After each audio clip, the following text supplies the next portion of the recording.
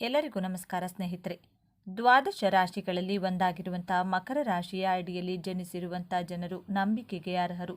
ಅವರನ್ನು ನಂಬಿ ಯಾವುದೇ ಕೆಲಸಕ್ಕೆ ಕೈ ಹಾಕಬಹುದು. ಇವರು ತಮ್ಮ ಜೀವನದಲ್ಲಿ ತಮ್ಮ ಆಸೆ ಆಕಾಂಕ್ಷೆಗಳನ್ನು ಪ್ರಯೋಗಾತ್ಮಕವಾಗಿ ಪೂರೈಸಿಕೊಳ್ಳುವಂಥ ಇಚ್ಛೆಯನ್ನು ಉಳ್ಳವರಾಗಿರುತ್ತಾರೆ. ಒಂದು ರಾಶಿಯಿಂದ ಇನ್ನೊಂದು ರಾಶಿಗೆ ಜನರ ವ್ಯಕ್ತಿತ್ವ ಸಾಕಷ್ಟು ಬದಲಾವಣೆಯನ್ನು ಕಾಣುತ್ತದೆ.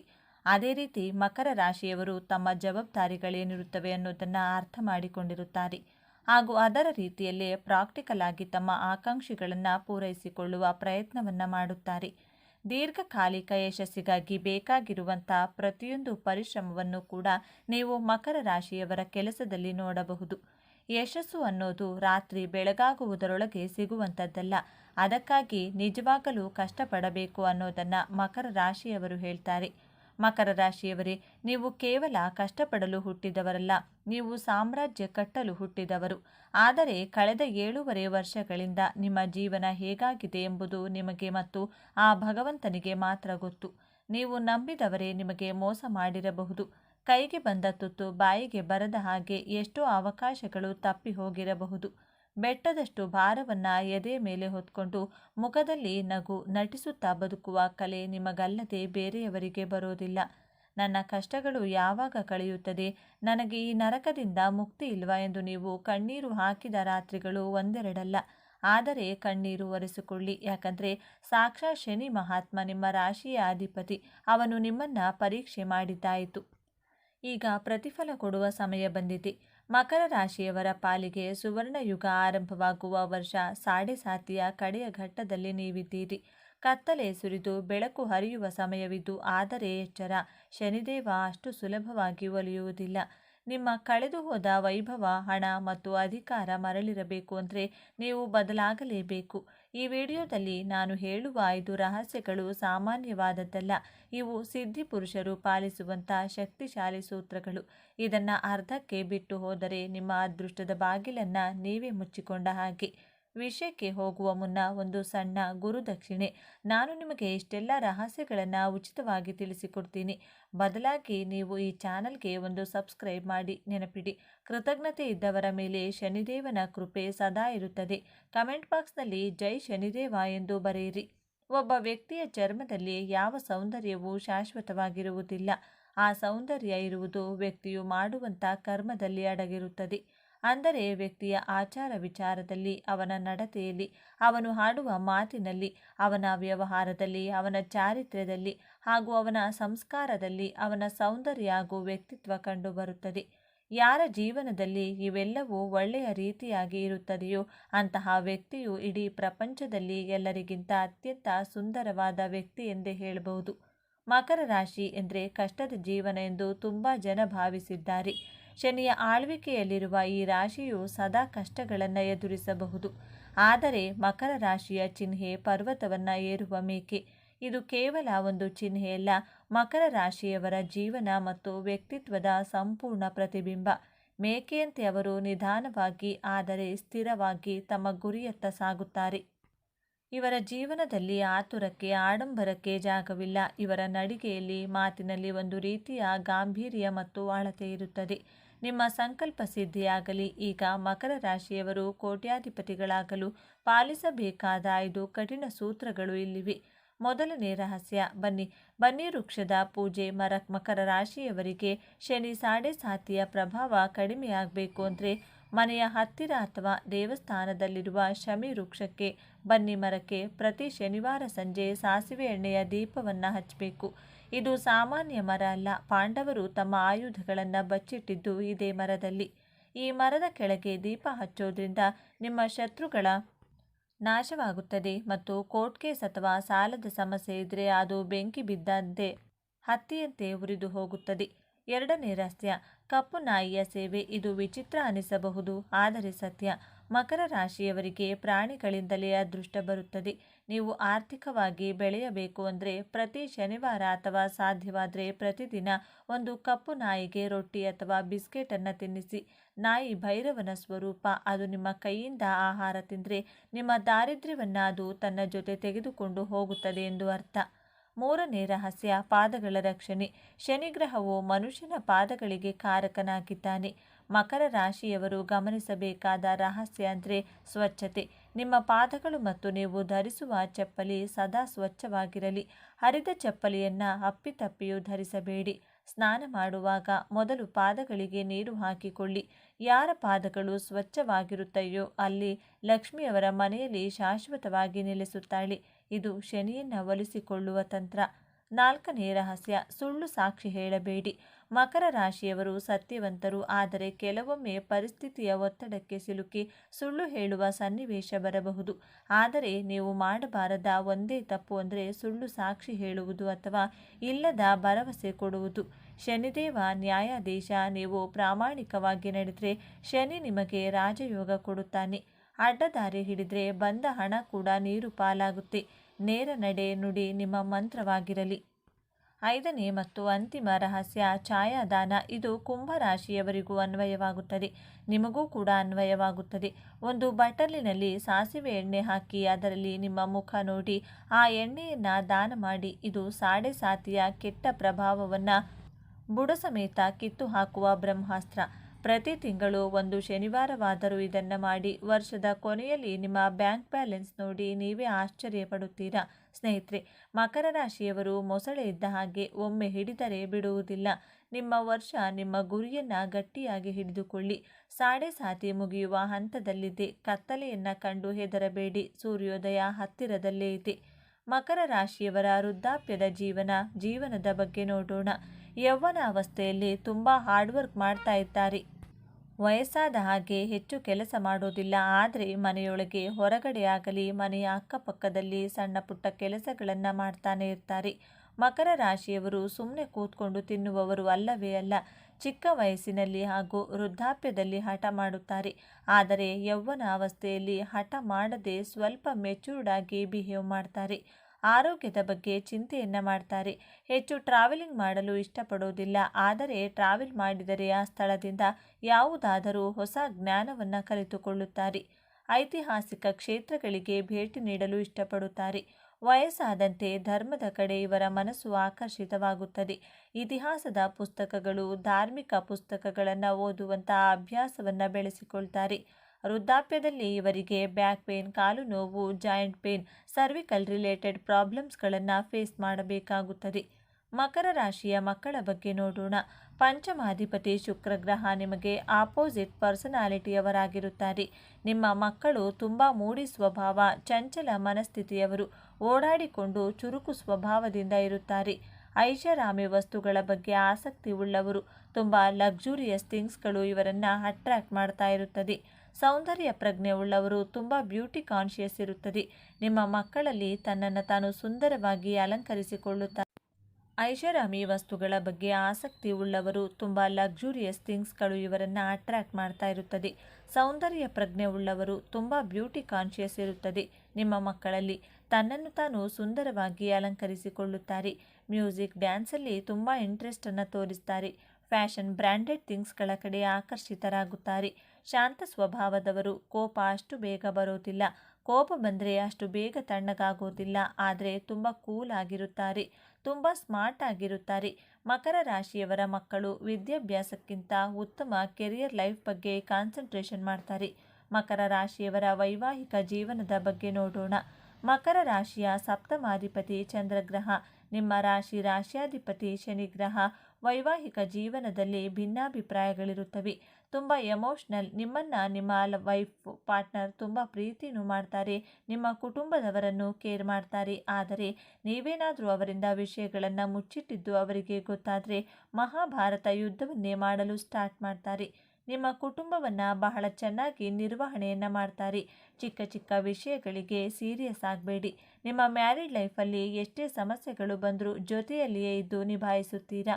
ನೀವು ಮಹಿಳೆಯೇ ಆಗಿರಲಿ ಅಥವಾ ಪುರುಷರೇ ಆಗಿರಲಿ, ನಿಮ್ಮ ಲೈಫ್ ಪಾರ್ಟ್ನರ್ ಯಾವುದಾದರೂ ಎಮೋಷ್ನಲ್ ಮೂವಿ ನೋಡಿದರೆ ಇವರೇ ತುಂಬ ಎಮೋಷ್ನಲ್ ಆಗಿಬಿಡುತ್ತಾರೆ. ಆ ರೀತಿ ಇರ್ತಾರೆ ನಿಮ್ಮ ಲೈಫ್ ಪಾರ್ಟ್ನರ್. ಮಕರ ರಾಶಿಯವರ ಗೋಲ್ಡನ್ ಟೈಮ್ ಪ್ರಾರಂಭವಾಗುವುದು 31 ವರ್ಷದ ನಂತರ. ನಿಮ್ಮ ರಾಶ್ಯಾಧಿಪತಿ ಶನಿಗ್ರಹ ಆಗಿರುವುದರಿಂದ ಸ್ವಲ್ಪ ಯಶಸ್ಸುಗಳನ್ನು ನಿಧಾನವಾಗಿಯೇ ಕೊಡುತ್ತಾರೆ. ನಿಮಗೆ 42 ವರ್ಷ ತುಂಬುವುದರ ಒಳಗೆ ಸಾಮಾಜಿಕವಾಗಿ, ಆರ್ಥಿಕವಾಗಿ, ಕೌಟುಂಬಿಕವಾಗಿ, ವೃತ್ತಿ ಕ್ಷೇತ್ರದಲ್ಲಿ ನೇಮ್ ಅಂಡ್ ಫೇಮ್ಗಳು ಸಿಕ್ಕೇ ಸಿಗುತ್ತದೆ. 42 ವರ್ಷದ ನಂತರ ನೀವು ನಿಮ್ಮ ಜೀವನದಲ್ಲಿ ಹಿಂದೆ ತಿರುಗಿ ನೋಡುವಂಥ ಮಾತೇ ಇಲ್ಲ. ಯಶಸ್ಸಿನ ದಾರಿಯಲ್ಲಿ ಮುಂದೆ ಮುಂದೆ ಸಾಗ್ತಾ ಇರ್ತೀರಾ.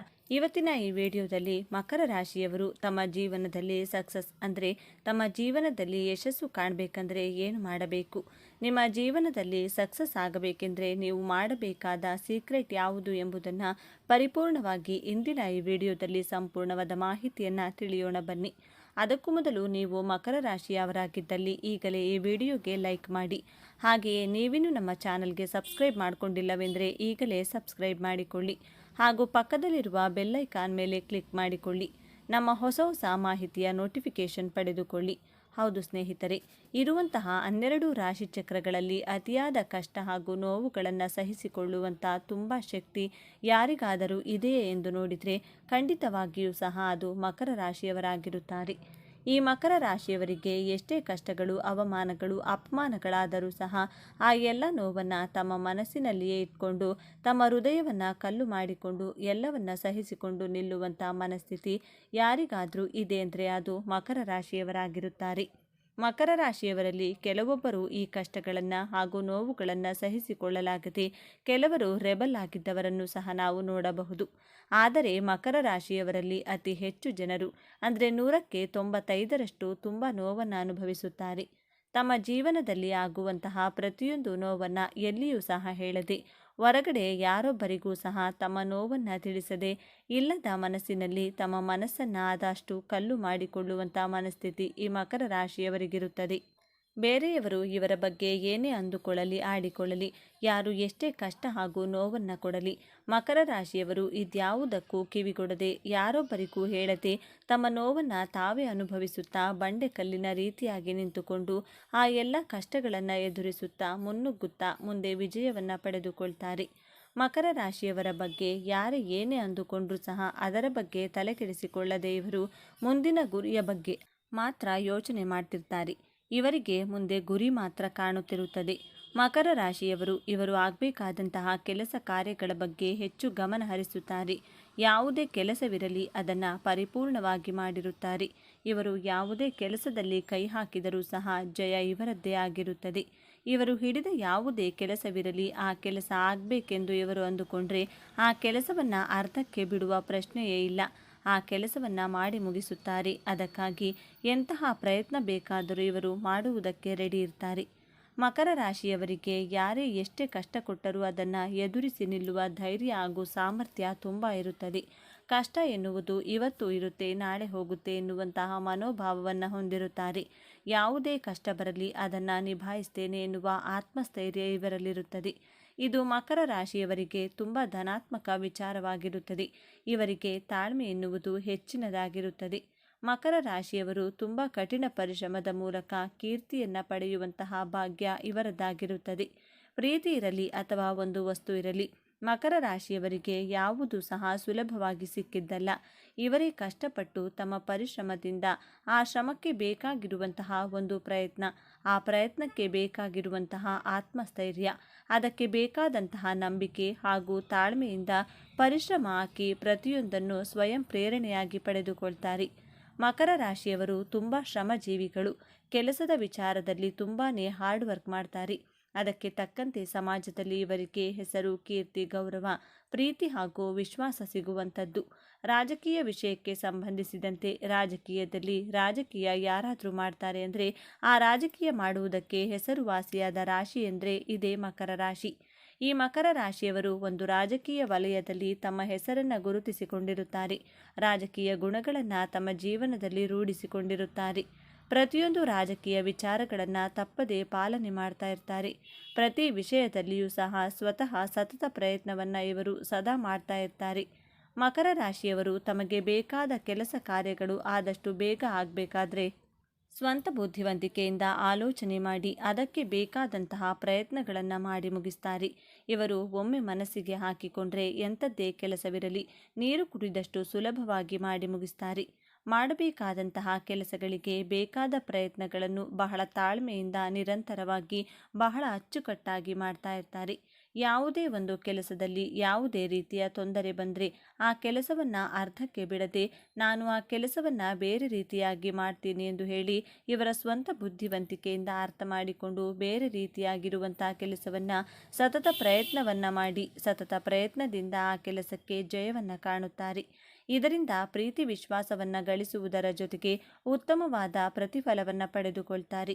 ಮಕರ ರಾಶಿಯವರು ರಾಜಕೀಯದಲ್ಲಿ ಗುರುತಿಸಿಕೊಂಡಿದ್ರೆ ಒಂದು ವೇಳೆ ಚುನಾವಣೆಯಲ್ಲಿ ಸೋಲನ್ನು ಅನುಭವಿಸಿದರೆ ಯಾವುದೇ ಕಾರಣಕ್ಕೂ ಸಹ ಇವರು ಭಯಪಡುವುದಿಲ್ಲ ಹಾಗೂ ಸೋಲನ್ನು ಸೋಲೆಂದು ಪರಿಗಣಿಸುವುದಿಲ್ಲ. ನಾನು ಒಂದು ದಿನ ಗೆದ್ದೇ ಗೆಲ್ತೀನಿ ಎನ್ನುವ ಮನಸ್ಥಿತಿಯಲ್ಲಿ ಧೈರ್ಯವಾಗಿ ಹೊರಗೆ ಬರ್ತಾರೆ. ಮಕರ ರಾಶಿಯವರು ಬರೀ ರಾಜಕೀಯ ಹಾಗೂ ಚುನಾವಣೆಗೆ ಮಾತ್ರ ಸೀಮಿತವಾಗಿರುವುದಿಲ್ಲ. ಇದು ಇವರ ದಿನನಿತ್ಯದ ಕೆಲಸ ಕಾರ್ಯಗಳಲ್ಲಿ ಒಂದಾಗಿರುತ್ತದೆ. ಯಾರಾದರೂ ಮಕರ ರಾಶಿಯವರಿಗೆ ಅಡೆತಡೆಗಳನ್ನು ಮಾಡ್ತಾ ಇದ್ರೆ ಆ ಎಲ್ಲ ಅಡೆತಡೆಗಳನ್ನು ನಿಭಾಯಿಸಿ ಮುನ್ನುಗ್ಗಿ ತಮ್ಮ ಕೆಲಸ ಕಾರ್ಯಗಳು ಸಿದ್ಧಿಯಾಗುವ ಕಡೆ ಹೆಚ್ಚು ಗಮನ ಹರಿಸುತ್ತಾರೆ. ಮಕರ ರಾಶಿಯವರ ಜೀವನದಲ್ಲಿ ಯಾವುದೂ ಸಹ ಅಷ್ಟು ಸುಲಭವಾಗಿ ಆಗುವುದಿಲ್ಲ. ಇವರು ತುಂಬ ಬುದ್ಧಿವಂತರು ಹಾಗೂ ಶ್ರಮಜೀವಿಗಳು. ಇವರ ಒಂದು ಸ್ವಂತ ಬುದ್ಧಿವಂತಿಕೆಯಿಂದ ಪ್ರತಿಯೊಂದನ್ನು ತಾಳೆ ಮಾಡಿ ನಿರ್ಧಾರ ತೆಗೆದುಕೊಂಡು ಸ್ವತಂತ್ರವಾಗಿ ಬದುಕಲು ತಮಗೆ ಇಷ್ಟವಾದ ವಸ್ತುಗಳನ್ನು ಖರೀದಿ ಮಾಡಿ ಐಷಾರಾಮಿ ಬದುಕನ್ನು ಕಟ್ಟಿಕೊಳ್ಳಲು ಮುಂದಾಗುತ್ತಾರೆ. ಮಕರ ರಾಶಿಯವರು ತಮ್ಮ ಸುಂದರವಾದ ಜೀವನವನ್ನು ಕಟ್ಟಿಕೊಳ್ಳಲು ಒಂದು ಯೋಜನೆ ಮಾಡಿ ಆ ಯೋಜನೆಯನ್ನು ಪರಿಪೂರ್ಣವಾಗಿ ಪ್ಲ್ಯಾನ್ ಮಾಡಿ ನೆಮ್ಮದಿಯ ಬದುಕು ನಡೆಸಬೇಕೆಂದು ನಿರ್ಧಾರ ತೆಗೆದುಕೊಂಡು ತುಂಬ ಶ್ರಮವಹಿಸಿ ಒಂದೊಳ್ಳೆ ಜೀವನವನ್ನು ಪಡೆದುಕೊಳ್ತಾರೆ. ಆದ್ದರಿಂದ ಮಕರ ರಾಶಿಯವರು ಹುಟ್ಟಿದಾಗ ಬಡತನ ಕಷ್ಟಗಳನ್ನು ತುಂಬ ನೋಡಿರುತ್ತಾರೆ. ಆದರೆ ಇವರಿಗೆ 30 ವರ್ಷಗಳು ಸಂಪೂರ್ಣವಾಗಿ ತುಂಬಿದ ನಂತರ ನಿಧಾನವಾಗಿ ಯಶಸ್ಸನ್ನು ಕಾಣ್ತಾ ಉನ್ನತ ಮಟ್ಟಕ್ಕೆ ಬಂದು ತಲುಪುತ್ತಾರೆ. ನಿಧಾನವೇ ಪ್ರಧಾನ ಎನ್ನುವ ರೀತಿಯಲ್ಲಿ ಒಳ್ಳೆಯ ಶ್ರೀಮಂತ ಬದುಕು ಕಟ್ಟಿಕೊಳ್ತಾರೆ. ಆದರೆ ಪ್ರೋಸೆಸ್ ನಿಧಾನವಾಗಿ ಆದರೂ ಇವರ ಬದುಕು ತುಂಬ ಅಚ್ಚುಕಟ್ಟಾಗಿರುತ್ತದೆ. ತಾಳಿದವನು ಬಾಳಿಯಾನು ಎನ್ನುವ ಮಾತನ್ನು ಚಾಚೂ ತಪ್ಪದೆ ಪಾಲಿಸುತ್ತಾರೆ. ಮಕರ ರಾಶಿಯ ಅಧಿಪತಿ ಶನಿ. ಶನಿದೇವ ಬಂದು ಕರ್ಮಫಲದಾತ. ಮಕರ ರಾಶಿಯಲ್ಲಿ ಜನ್ಮ ತಾಳಲು ನಿಜವಾಗಿಯೂ ಸಹ ಪುಣ್ಯ ಮಾಡಿರಬೇಕು. ಯಾಕಂದರೆ ಪುಣ್ಯ ಮಾಡಿದವರು ಮಾತ್ರ ಒಂದು ಮಕರ ರಾಶಿಯಲ್ಲಿ ಜನ್ಮ ತಾಳಲು ಸಾಧ್ಯ. ಇರುವಂತಹ 12 ರಾಶಿಗಳಲ್ಲಿ ಕುಂಭರಾಶಿ ಹೇಗೆ ಅತ್ಯಂತ ಶ್ರೇಷ್ಠವಾದ ರಾಶಿಯು ಅದೇ ರೀತಿಯಾಗಿ ಮಕರ ರಾಶಿಯು ಸಹ ಅತ್ಯಂತ ವಿಶೇಷ ಹಾಗೂ ಶ್ರೇಷ್ಠವಾದ ರಾಶಿ ಎಂದೇ ಹೇಳಲಾಗುತ್ತದೆ. ಮಕರ ರಾಶಿಯವರು ಇವರದ್ದು ನೇರ ನಡೆ ನುಡಿ ಮತ್ತು ಇವರದ್ದಾಗಿರುತ್ತದೆ. ಹಾಗೆಯೇ ಇವರದ್ದು ಸ್ವಲ್ಪ ಹರಿತವಾದ ಮಾತು, ಅಂದರೆ ಹೊರಗೊಂದು ಒಳಗೊಂದು ಇರುವುದಿಲ್ಲ. ಮನಸ್ಸಿನಲ್ಲಿ ಹೇಗಿರುತ್ತೋ ಇರುವುದನ್ನು ಇದ್ದ ಹಾಗೆಯೇ ನೇರವಾಗಿ ಹೇಳಿಬಿಡ್ತಾರೆ. ಯಾವಾಗಲೂ ಇವರು ನೇರ ದಿಟ್ಟ ನಿರಂತರ ಎನ್ನುವ ರೀತಿಯಲ್ಲಿ ಬದುಕುವವರು. ಯಾವುದೇ ವಿಷಯ ಆಗಿರಲಿ ನೇರ ಏನು ನಡೀತಾ ಇದೆ ಇದನ್ನು ನೇರವಾಗಿ ಹೇಳುವಂಥ ಗುಣ ಈ ಮಕರ ರಾಶಿಯವರಿಗೆ ಹುಟ್ಟಿನಿಂದಲೇ ರಕ್ತಗತವಾಗಿ ಬಂದಿರುತ್ತದೆ. ಯಾರಾದರೂ ಮಕರ ರಾಶಿಯವರೊಂದಿಗೆ ಮಾತನಾಡಬೇಕಾದ್ರೆ ಸ್ವಲ್ಪ ಬುದ್ಧಿವಂತಿಕೆಯಿಂದ ಯೋಚನೆ ಮಾಡಿ ಹಿಂದೆ ಮುಂದೆ ನೋಡಿಕೊಂಡು ಮಾತನಾಡುವುದು ಉತ್ತಮ. ಯಾಕಂದರೆ ನೀವೇನಾದರೂ ಸುಳ್ಳು ಹೇಳ್ತಾ ಇದ್ರೆ ಅಥವಾ ಯಾರಿಗಾದರೂ ಮೋಸ ವಂಚನೆ ಮಾಡ್ತಿದ್ರೆ ನೀವು ಇವರಿಗೆ ಸುಳ್ಳು ಹೇಳ್ತಾ ಇದ್ರೆ ನಿಮ್ಮ ತಳುಕು ಬಳುಕನ್ನು ಬಲು ಬೇಗ ಗುರುತಿಸಿ ಇಮ್ಮಿಡಿಯೇಟ್ ಆಗಿ ನಿಮಗೆ ಅಲ್ಲೇ ಉಗಿದು ಬುದ್ಧಿ ಕಲಿಸುತ್ತಾರೆ. ಮುಯ್ಯಿಗೆ ಮುಯ್ಯಿ ಎನ್ನುವ ರೀತಿಯಲ್ಲಿ ನಿಮಗೆ ಸರಿಯಾದ ದಾರಿಯಲ್ಲಿ ನಡೆಯಲು ಆಜ್ಞೆ ಮಾಡುತ್ತಾರೆ. ಮಕರ ರಾಶಿಯವರು ಇವರದ್ದೇ ಆದ ಯಾವುದಾದರೂ ಕೆಲಸ ಆಗಬೇಕಂದ್ರೆ ತಮ್ಮ ಸ್ವಂತ ಬುದ್ಧಿವಂತಿಕೆಯಿಂದ ಹಾಗೂ ತಾಳ್ಮೆಯಿಂದ ಸಮಾಧಾನದಿಂದ ಎಲ್ಲವನ್ನ ಪರೀಕ್ಷಿಸಿ ಆಲೋಚನೆ ಮಾಡಿ ಕೆಲಸವನ್ನು ಪರಿಪೂರ್ಣವಾಗಿ ಮಾಡಿ ಮುಗಿಸುತ್ತಾರೆ. ಆದರೆ ಯಾರಾದರೂ ಇವರ ತಂಟೆಗೆ ಬಂದರೆ ಅಥವಾ ಸುಖಾಸುಮ್ಮನೆ ಗಲಾಟೆ ಗದ್ದಲ ಮಾಡಲು ಹೋದರೆ ಅಥವಾ ಪದೇ ಪದೇ ಖ್ಯಾತಿ ಹಾಗೂ ತೊಂದರೆಗಳನ್ನು ಮಾಡ್ತಾ ಇದ್ರೆ ಖಂಡಿತವಾಗಿಯೂ ಸಹ ನಿಮ್ಮನ್ನು ಸುಮ್ಮನೆ ಬಿಡುವುದಿಲ್ಲ. ನಿಮಗೆ ಸರಿಯಾಗಿಯೇ ಬುದ್ಧಿ ಕಲಿಸುತ್ತಾರೆ. ನಿಮ್ಮ ಎದುರಿಗೆ ತುಂಬ ಸ್ಟ್ರೈಟ್ ಫಾರ್ವರ್ಡ್ ಆಗಿ ಮಾತನಾಡ್ತಾರೆ. ನಿಮ್ಮ ಅಹಂಕಾರ ಹಾಗೂ ದುರಹಂಕಾರವನ್ನು ಮಟ್ಟ ಹಾಕುತ್ತಾರೆ. ಮಕರ ರಾಶಿಯವರಿಗೆ ಒಂದು ವೇಳೆ ಬೇರೆಯವರ ತಪ್ಪೇನಾದರೂ ಕಾಣಿಸಿದರೆ ಅವರ ಎದುರಿಗಿರುವಂತಹ ವ್ಯಕ್ತಿಗೆ ನೋಡು, ನೀನು ಮಾಡ್ತಾ ಇರೋದು ದೊಡ್ಡ ತಪ್ಪು, ಇದನ್ನು ಮಾಡಬೇಡ, ನೀನು ಮಾಡ್ತಾ ಇರೋದು ಸರಿ ಇಲ್ಲ ಎಂದು ಹೇಳುವಂಥ ಖಡಕ್ ಗುಣವನ್ನು ಮಕರ ರಾಶಿಯವರು ಹೊಂದಿರುತ್ತಾರೆ. ಮಕರ ರಾಶಿಯವರು ಒಂದು ಸಮಯದಲ್ಲಿ ಯಾವ ರೀತಿಯಾಗಿ ಎಲ್ಲ ರೀತಿಯ ನೋವನ್ನು ಸಹಿಸಿಕೊಂಡು ಇರ್ತಾರೋ ಆ ಒಂದು ಕಷ್ಟಗಳನ್ನು ಸಹಿಸಿಕೊಳ್ಳೋದು ಮುಗಿದ ಮೇಲೆ ಎಲ್ಲರಿಗೂ ಸಹ ಒಳ್ಳೆಯದನ್ನೇ ಬಯಸ್ತೀರಿ. ಯಾಕಂದರೆ ಪ್ರತಿಯೊಂದು ನೋವುಗಳ ಸರಮಾಲೆಯನ್ನೇ ಅನುಭವಿಸಿ ಅದರಿಂದ ಮುಕ್ತಿ ಪಡೆದು ಬಂದಿರ್ತೀರಿ. ಹಾಗಾಗಿ ನೋವು ಎಂದರೆ ಏನು ಎನ್ನುವುದರ ಅರಿವು ನಿಮಗಿರುತ್ತದೆ. ಮಕರ ರಾಶಿಯವರು ವಿಜ್ಞಾನ ಮತ್ತು ತಂತ್ರಜ್ಞಾನ ಎರಡರಲ್ಲಿಯೂ ಹಿಡಿತ ಎನ್ನುವುದು ತುಂಬ ಜಾಸ್ತಿ ಇರುತ್ತದೆ. ಈ ಒಂದು ತಂತ್ರಜ್ಞಾನದ ಮೇಲೆ ಇವರಿಗೆ ಏನಾದರೂ ಹೊಸದಾಗಿ ಒಂದು ಸಾಫ್ಟ್ವೇರ್ ಬಂದರೆ ಆ ಸಾಫ್ಟ್ವೇರ್ ಓಪನ್ ಮಾಡಿ ನೋಡಿ, ಅದರಲ್ಲಿರುವಂತಹ ಹಲವಾರು ಹೊಸ ಮಾಹಿತಿಯನ್ನು ಪಡೆಯುತ್ತೀರಿ. ಹೊಸದಾಗಿ ಏನೆಲ್ಲ ಅಪ್ಡೇಟ್ ಮಾಡಿದ್ದಾರೆ, ಯಾವೆಲ್ಲ ಹೊಸ ಆಪ್ಷನ್ಸ್ ಕೊಟ್ಟಿದ್ದಾರೆ ಎಲ್ಲವನ್ನೂ ಸಹ ಓಪನ್ ಮಾಡಿ ನಿಮ್ಮ ಬುದ್ಧಿವಂತಿಕೆಯಿಂದ ಆಲೋಚನೆ ಮಾಡಿ ಅದನ್ನು ಪೂರ್ತಿ ರಿಸರ್ಚ್ ಮಾಡಿ ಪ್ರತಿಯೊಂದು ಮಾಹಿತಿಯನ್ನು ಫೈಂಡ್ ಔಟ್ ಮಾಡುವಂಥ ಗುಣ ಖಂಡಿತವಾಗಿಯೂ ಸಹ ಈ ಮಕರ ರಾಶಿಯವರಿಗೆ ಹೆಚ್ಚಾಗಿರುವಂಥದ್ದು ನಾವು ಗಮನಿಸಬಹುದು. ಒಂದು ತಂತ್ರಜ್ಞಾನದ ಮೇಲೆ ಎಷ್ಟು ಹಿಡಿತ ಅಂದರೆ ಇದರಲ್ಲಿ ಏನೆಲ್ಲ ಮಾಡಬೇಕೆಂದು ಏನೆಲ್ಲ ಕಲಿಯಬೇಕೆಂದು ಮಾಹಿತಿಗಳನ್ನು ಹೇಗೆಲ್ಲ ಪಡೆಯಬೇಕು ಎನ್ನುವಂಥ ವಿಷಯಗಳನ್ನು ಇವರು ಕಲಿಯಬೇಕಾದ ಅವಶ್ಯಕತೆ ಇಲ್ಲ. ಇವರಿಗೆ ಬುದ್ಧಿಶಕ್ತಿ ಬಹಳ ಅದ್ಭುತವಾಗಿ ಕೆಲಸ ಮಾಡುತ್ತದೆ. ಪ್ರತಿಯೊಂದು ಮಾಹಿತಿಯನ್ನು ಇವರಾಗಿಯೇ ಕಲಿತುಕೊಳ್ತಾರೆ. ಮಕರ ರಾಶಿಯವರು ಹಾರ್ಡ್ ವರ್ಕಿಂಗ್ ನೇಚರ್ ಎನ್ನುವುದು ಬಹಳ ಜಾಸ್ತಿ ಇರುತ್ತದೆ. ಇದರ ಜೊತೆಗೆ ತುಂಬ ಶಿಸ್ತುಬದ್ಧವಾಗಿ ಕೆಲಸ ಕಾರ್ಯಗಳನ್ನು ಚಾಚು ತಪ್ಪದೆ ಮಾಡ್ತಾರೆ. ಯಾವುದೇ ಕೆಲಸವನ್ನು ಸಹ ಸುಮ್ಮನೆ ಬೇಕಾಬಿಟ್ಟಿ ಮಾಡುವುದಿಲ್ಲ. ಟೈಮ್ ಸೆನ್ಸ್ ಅಂದರೆ ಸಮಯ ಪ್ರಜ್ಞೆ ಎನ್ನುವುದು ತುಂಬ ಚೆನ್ನಾಗಿ ಫಾಲೋ ಮಾಡ್ತಾ ಇರ್ತಾರೆ. ಸಮಯಕ್ಕೆ ತುಂಬ ಮಹತ್ವವನ್ನು ನೀಡ್ತಾರೆ. ಮಕರ ರಾಶಿಯವರು ಜೀವನದಲ್ಲಿ ನಾನು ಚೆನ್ನಾಗಿರಬೇಕು, ಏಳಿಗೆ ಹೊಂದಬೇಕು, ಅಭಿವೃದ್ಧಿಯಾಗಬೇಕು, ದಿನನಿತ್ಯ ಬಳಸುವ ವಸ್ತುಗಳನ್ನು ಖರೀದಿ ಮಾಡಬೇಕು, ಎಲ್ಲರಂತೆ ನಾವು ಸಹ ಜೀವನವನ್ನು ಒಂದು ಮಟ್ಟಕ್ಕೆ ಬೆಳೆಯಬೇಕು ಹಾಗೂ ಐಷಾರಾಮಿ ಜೀವನ ಕಟ್ಟಿಕೊಳ್ಬೇಕು, ಎಲ್ಲರಂತೆ ನಾನು ಸಹ ಜೀವನದಲ್ಲಿ ಖುಷಿಯಾಗಿರಬೇಕು ಅಂತ ಫಿಕ್ಸ್ ಆದರೆ ಮುಗೀತು, ಅದನ್ನು ಮಾಡೇ ಮಾಡ್ತಾರೆ. ಈ ಮಕರ ರಾಶಿಯವರಿಗೆ ಮೂಲವಾಗಿ ಕಾಡುವಂತಹ ಸಮಸ್ಯೆ ಏನು ಅಂದರೆ ಇವರಿಗೆ ಶತ್ರುಗಳು ಜಾಸ್ತಿ ಇರುತ್ತಾರೆ. ಇವರಿಗೆ ಶತ್ರುಗಳು ಬೇರೆ ಎಲ್ಲಿಯೂ ಹೊರಗಡೆ ಇರುವುದಿಲ್ಲ. ಹಿತಶತ್ರುಗಳೇ ಇವರಿಗೆ ತುಂಬ ಇರುತ್ತಾರೆ ಹಾಗೂ ಅಕ್ಕಪಕ್ಕದಲ್ಲೇ ಇರುವಂತಹ ಶತ್ರುಗಳೇ ಇವರಿಗೆ ಮೋಸ ಮಾಡ್ತಾರೆ. ಇವರು ದಿನವಿಡೀ ಶತ್ರುಗಳನ್ನು ನೋಡಿಕೊಂಡೇ ಪ್ರತಿದಿನ ಬೀಳಬೇಕಾಗುತ್ತದೆ ಹಾಗೂ ಪ್ರತಿದಿನ ಕತ್ತಲಾಗುತ್ತದೆ. ಇವರ ಜೊತೆಯಲ್ಲಿಯೇ ಇರುವವರೇ ಇವರಿಗೆ ಬೆನ್ನಿಗೆ ಚೂರಿ ಹಾಕುವಂತಹ ಕೆಲಸಗಳನ್ನು ಮಾಡ್ತಾ ಇರ್ತಾರೆ. ಇವರ ಏಳಿಗೆಯನ್ನು ರಕ್ತ ಸಂಬಂಧಿಗಳು ಸಹಿಸಿಕೊಳ್ಳೋದಿಲ್ಲ. ರಕ್ತ ಸಂಬಂಧಿಗಳೇ ಇವರಿಗೆ ದೊಡ್ಡ ಶತ್ರುಗಳು. ಇವರು ಮಾಡುವಂತಹ ಕೆಲಸ ಅಥವಾ ವ್ಯವಹಾರಗಳನ್ನು ನೀವು ಜೊತೆಯಲ್ಲಿಯೇ ಮಾಡ್ತಾ ಇರ್ತಾರೆ. ಪಾರ್ಟ್ನರ್ಶಿಪ್ ವ್ಯವಹಾರಗಳನ್ನು ಜೊತೆಯಲ್ಲಿಯೇ ಮಾಡ್ತಾ ಇರ್ತಾರೆ. ಆದರೆ ಮಕರ ರಾಶಿಯವರಿಗೆ ಮೊದಲೇ ಗೊತ್ತಿರುತ್ತದೆ, ನನಗೆ ನನ್ನ ಜೊತೆಯಲ್ಲಿಯೇ ಇರುವವನು ನನಗೆ ಮೋಸ ಮಾಡ್ತಿದ್ದಾನೆ ಎಂದು ಗೊತ್ತಿದ್ದರೂ ಸಹ ಆದರೂ ಏನೂ ಮಾಡದಂತಹ ಪರಿಸ್ಥಿತಿಯಲ್ಲಿ ಮಕರ ರಾಶಿಯವರಿರುತ್ತಾರೆ. ಮಕರ ರಾಶಿಯವರಿಗೆ ತುಂಬ ತಾಳ್ಮೆ ಇರುತ್ತದೆ. ಜೊತೆಗೆ ಯಾರೆಲ್ಲ ಏನೆಲ್ಲ ತಪ್ಪು ಮಾಡಿದ್ದೀರಾ ಎನ್ನುವಂಥ ನಿಜ ಸಂಗತಿ ಇವರ ಕಣ್ಣ ಮುಂದೆಯೇ ತೋರಿಸುವಂಥ ವ್ಯಕ್ತಿಗಳಾಗಿರುತ್ತಾರೆ. ಸಮಯಕ್ಕಾಗಿ ಮಕರ ರಾಶಿಯವರು ಕಾಯುತ್ತಾರೆ. ಅವರಿಗೆ ಒಂದಲ್ಲ ಒಂದು ದಿನ ತಿರುಗೇಟು ಕೊಟ್ಟೇ ಕೊಡುತ್ತಾರೆ. ಕಾಲಾಯ ತಸ್ಮೈ ನಮಃ ಎನ್ನುವ ಗಾದೆಯನ್ನು ಪರಿಪೂರ್ಣವಾಗಿ ಪಾಲಿಸುತ್ತಾರೆ. ಮಕರ ರಾಶಿಯವರ ಜೊತೆಯಲ್ಲಿ ಯಾರಾದರೂ ವ್ಯಾಪಾರ ಅಥವಾ ವ್ಯವಹಾರ ಮಾಡಬೇಕೆಂದರೆ ನೀವು ಅವರಿಗೆ ಎಷ್ಟು ಕಷ್ಟವನ್ನು ಕೊಡ್ತೀರೋ ಕೊಡಿ, ಆದರೆ ಅದನ್ನು ಬಡ್ಡಿ ಸಮೇತ ವಾಪಸ್ ತೆಗೆದುಕೊಳ್ಳುವುದಕ್ಕೆ ನೀವು ಸಹ ರೆಡಿಯಾಗಿರಬೇಕಾಗುತ್ತದೆ. ಮಕರ ರಾಶಿಯವರಿಗೆ ಅವರ ಕಲ್ಚರ್ ಅಂದರೆ ಸಂಸ್ಕೃತಿ ಅಂದರೆ ತುಂಬ ಇಷ್ಟವಿರುತ್ತದೆ. ಇವರ ಸಂಸ್ಕಾರ ಹಾಗೂ ಸಂಸ್ಕೃತಿಯನ್ನು ಎಷ್ಟೋ ಜನರು ಫಾಲೋ ಮಾಡುತ್ತಿರುತ್ತಾರೆ. ಅಷ್ಟರ ಮಟ್ಟಿಗೆ ಸಂಸ್ಕಾರ ಹಾಗೂ ಸಂಸ್ಕೃತಿಯನ್ನು ಉಳಿಸಿಕೊಂಡಿರುತ್ತಾರೆ. ಮಕರ ರಾಶಿಯ ಅಧಿಪತಿ ಯಾರು ಅಂದರೆ ಶನಿ, ಕರ್ಮಫಲದಾತ ಆಗಿರುವುದರಿಂದ ಮಕರ ರಾಶಿಯವರ ಗಂಡ ಹೆಂಡತಿ ಮಧ್ಯೆ ಕಲಹಗಳು ಹಾಗೂ ಸಮಸ್ಯೆಗಳು ಕಂಡುಬರುತ್ತಿದ್ರೆ, ಆರೋಗ್ಯದಲ್ಲಿ ಸಮಸ್ಯೆಗಳು ಕಂಡುಬಂದರೆ, ಆಗಾಗ ಹಣಕಾಸು ಸಮಸ್ಯೆಗಳಿದ್ರೆ, ಮದುವೆಯಲ್ಲಿ ವಿಳಂಬವಾಗುತ್ತಿದ್ರೆ, ಶತ್ರುಗಳ ಕಾಟ ಜಾಸ್ತಿ ಇದ್ದರೆ ಹಾಗೂ ಮಾಹೆಯಲ್ಲಿ ಕಷ್ಟಗಳೇ ಇದ್ದರೆ, ಮನೆಯಲ್ಲಿ ನೆಮ್ಮದಿ ಇಲ್ಲದಿದ್ದರೆ, ಈ ಎಲ್ಲದಕ್ಕೂ ಕಾರಣ ಎಂದು ನೋಡೋದಾದರೆ ನಿಮ್ಮ ಜಾತಕದ ಪ್ರಕಾರ ಶನಿಯು ಯಾವ ಸ್ಥಾನದಲ್ಲಿದ್ದಾರೆ, 7ನೇ ಮನೆಯಲ್ಲಿ ಯಾವ ಗ್ರಹ ಇದೆ ಅನ್ನೋದು ತುಂಬ ಮುಖ್ಯವಾಗಿರುತ್ತದೆ. ಶನಿಗ್ರಹ ಏನಾದರೂ ಬಾಧಕ ಸ್ಥಾನದಲ್ಲಿದ್ದಲ್ಲಿ ನಿಮ್ಮ ಎಲ್ಲ ಕೆಲಸ ಕಾರ್ಯಗಳು ಬಹಳ ವಿಳಂಬವಾಗ್ತಾ ಇರುತ್ತದೆ. ನಿಮ್ಮ ಜಾತಕದಲ್ಲಿ ನಿಮಗೆ ಪಾಸಿಟಿವ್ ಎನರ್ಜಿ ಕೊಡುವವನೇ ಶನಿದೇವ. ಒಂದು ವೇಳೆ ಶನಿಯು ಬಾಧಕ ಸ್ಥಾನದಲ್ಲಿದ್ದಾಗ ಪ್ರತಿಯೊಂದು ಸಮಸ್ಯೆಗಳನ್ನು ನೀವು ಎದುರಿಸಬೇಕಾಗುತ್ತದೆ. ಶನಿಯು ಒಳ್ಳೆ ಸ್ಥಾನದಲ್ಲಿದ್ದಾಗ ನೀವು ಬ್ಲೂ ಸಫೈರ್ ಅಂದರೆ ನೀಲಿ ಬಣ್ಣದ ಹರಳಿನ ಮಣಿಯನ್ನು ಧರಿಸಬೇಕು. ಅದರಲ್ಲಿಯೂ ಸಹ ನಿಮ್ಮ ಬಲಗೈನ ಮಧ್ಯದ ಬೆರಳಿಗೆ ಈ ಹರಳಿನ ಉಂಗುರವನ್ನು ಧಾರಣೆಯನ್ನು ಮಾಡಿಕೊಂಡ್ರೆ ಬಹಳ ಒಳ್ಳೆಯದು ಹಾಗೂ ಇದರಿಂದ ನಿಮ್ಮ ಪ್ರತಿಯೊಂದು ಎಲ್ಲ ಕೆಲಸ ಕಾರ್ಯಗಳಲ್ಲಿ ಗೆಲುವು ನಿಮ್ಮದೇ ಆಗುತ್ತದೆ. ಒಂದು ವೇಳೆ ಶನಿಯು ಬಾಧಕ ಸ್ಥಾನದಲ್ಲಿದ್ದಾಗ ನೀವು ಈ ನೀಲಿ ಬಣ್ಣದ ಹರಳನ್ನು ಧರಿಸಿದರೆ ನಿಮಗಿರುವಂತಹ ಹಲವು ಬಾಧೆಗಳು ಇನ್ನೂ ಜಾಸ್ತಿಯಾಗುತ್ತದೆ. ಆದ್ದರಿಂದ ಒಮ್ಮೆ ನಿಮ್ಮ ಜಾತಕವನ್ನು ಸಂಪೂರ್ಣವಾಗಿ ಪರಿಶೀಲಿಸಿ ತಿಳಿದುಕೊಂಡು ಆನಂತರ ನಿಮಗೆ ಸರಿಹೊಂದುವ ರತ್ನದ ಹರಳನ್ನು ಬಳಸುವುದು ಉತ್ತಮವೆಂದು ಹೇಳಬಹುದು. ಮಕರ ರಾಶಿಯವರ ಕೆಲವೊಬ್ಬರು ಇವರ ಜೀವನದಲ್ಲಿ ರಾಜಯೋಗ ಇದ್ರೂ ಸಹ ಸಾಮಾನ್ಯರಲ್ಲಿ ಸಾಮಾನ್ಯ ವ್ಯಕ್ತಿಯ ಹಾಗೆ ತಮ್ಮ ಜೀವನವನ್ನು ನಡೆಸ್ತಾ ಇರ್ತಾರೆ. ಆದರೆ ಇನ್ನು ಕೆಲವೊಬ್ಬರ ಜೀವನದಲ್ಲಿ ಯಾವುದೇ ಯೋಗ ಇಲ್ಲದೇ ಇದ್ರೂ ಸಹ ಇವರ ಜೀವನದಲ್ಲಿ ದಿನದಿಂದ ದಿನಕ್ಕೆ ಅಭಿವೃದ್ಧಿಯನ್ನು ಕಾಣ್ತಾರೆ.